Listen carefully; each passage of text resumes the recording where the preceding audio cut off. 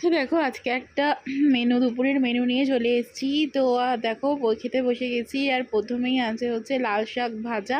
তো প্রথমে লাল শাক ভাজা দিয়ে একটুখানি কাসুন্দি দিয়ে ভালো করে ভাতটা মেখে নিচ্ছি।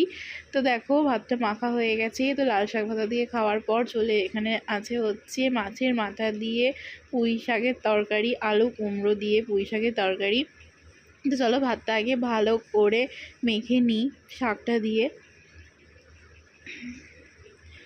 তো দেখো মাছের মাথা দিয়ে ভালো করে পুঁই শাক নিয়ে একটুখানি আলু নিয়ে এই দিয়ে ভাতটা ভালো করে মেখে খেয়ে নেবো। আর তারপরে নিয়ে নিতে হচ্ছে মাছ দিয়ে, আলু দিয়ে, পটল দিয়ে একটা ঝোল হয়েছিল। আর এই যে মাছের যে লেদা দেখছো, এই লেদা হচ্ছে আমার সব থেকে প্রিয়। তো একটা কাতলা মাছের ঝোল ছিল।